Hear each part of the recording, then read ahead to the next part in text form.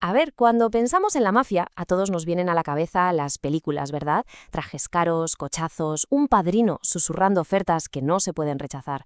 Pero bueno, esa es la versión de Hollywood. La historia de verdad, el origen de todo, es muchísimo más sorprendente y, la verdad, bastante más terrenal. De hecho, todo empieza no en un casino clandestino, sino en un campo de limoneros. Sí, sí, como lo oyes. Venga, que vamos a desgranar esta historia. Juro ser fiel a la cosa nostra. Si la traiciono, que mi carne arda como arde esta estampa. Este es el juramento de iniciación. Imagina la escena, una gota de tu propia sangre sobre la imagen de un santo, y esa imagen ardiendo en la palma de tu mano. En ese momento, un hombre deja de ser un civil para convertirse en parte de la familia.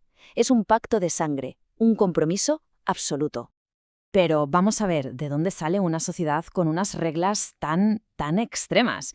¿Cómo se llega a un punto en el que quemar tu propia carne parece un castigo justo si traicionas al grupo?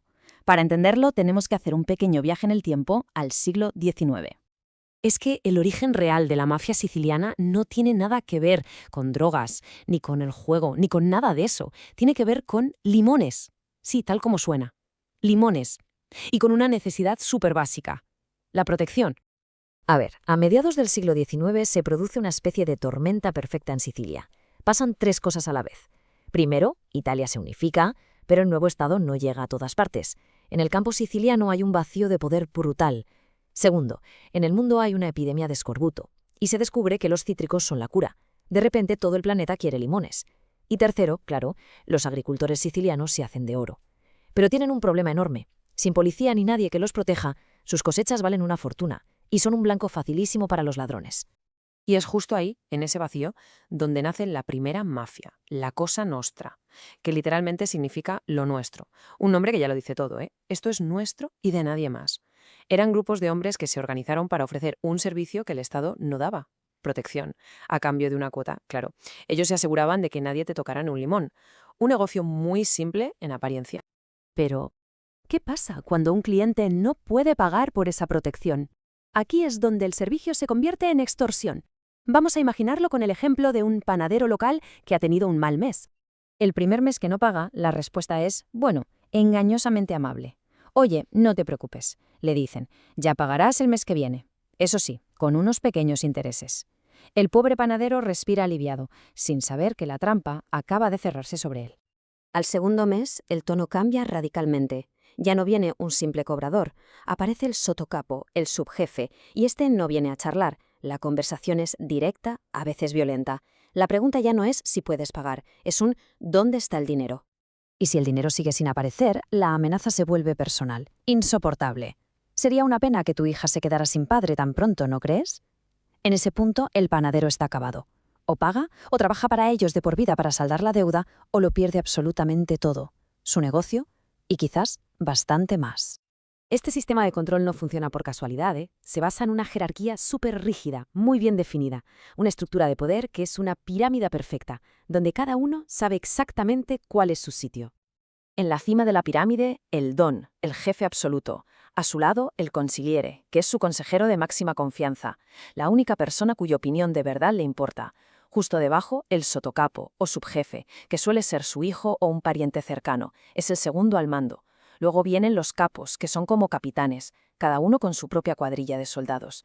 Y en la base de todo, los soldati, los soldados, la infantería, vaya, los que se manchan las manos y hacen el trabajo sucio. Pero ojo que incluso por debajo de los soldados hay otro nivel más, los asociados. Estos no son miembros oficiales, no han hecho el juramento, pero trabajan para la familia. Son los aspirantes, los delincuentes locales que la mafia utiliza y sobre todo pone a prueba para ver si tienen lo que hay que tener para entrar en el club.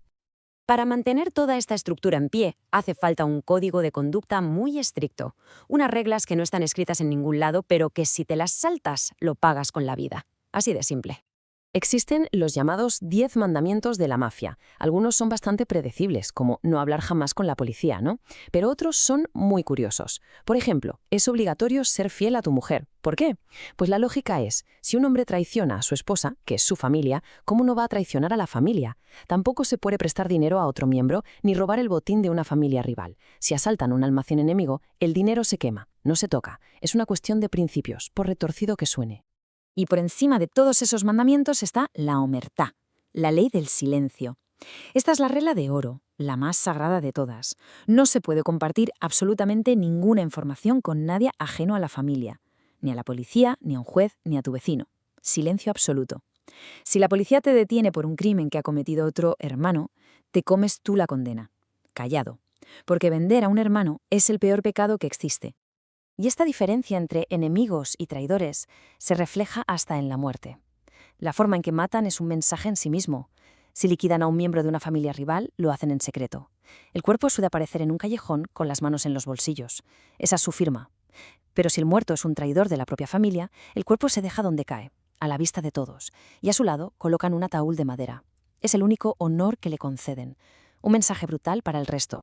Claro, para poder operar a plena luz del día, rodeados de gente normal y de policías, la mafia tuvo que desarrollar un lenguaje secreto súper sofisticado, una mezcla de jerga y gestos para poder comunicarse en la cara de todo el mundo sin ser entendidos. Imagina que escuchas a dos miembros decirse, oye, hay que limpiar el almacén, se ha ensuciado mucho. Pues cualquiera pensaría que son unos maniáticos de la limpieza, ¿no? Pues no, el significado real es otro completamente distinto. Limpiar significa blanquear dinero, y la suciedad es el dinero negro. La frase, en realidad, quiere decir que tienen que mover una cantidad enorme de dinero ilegal para legalizarlo, un lenguaje en clave que les permite hablar de sus negocios en cualquier sitio. Pero la comunicación no verbal es todavía más sutil. Fíjate en el código de los sombreros. Si un miembro se inclina el sombrero un poco hacia la izquierda mientras mira a otro, es una señal. Significa, necesito hablar contigo en privado cuando esto termine. Ahora, si el gesto es hacia la derecha, el mensaje es de pura advertencia. Significa, ten cuidado, alguien nos está vigilando. Una forma totalmente silenciosa de alertar a un compañero sin levantar la más mínima sospecha. Y el gesto más urgente de todos, el sombrero inclinado hacia atrás. Eso es una alarma en toda regla. Significa que algo va muy mal, que el plan que tenían se ha torcido y que está en peligro. Hay que actuar ya. Así que de proteger simples campos de limones a crear un lenguaje secreto que se usaba en todo el mundo, la mafia construyó un auténtico imperio. Y todo basado en un único principio, el control absoluto. Control del territorio, control de sus miembros y, sobre todo, control del silencio. Y esto nos deja con una pregunta final, que da bastante que pensar. ¿Qué dice de una sociedad cuando el grupo más organizado, con las reglas más claras y la estructura más eficiente, resulta ser una organización criminal?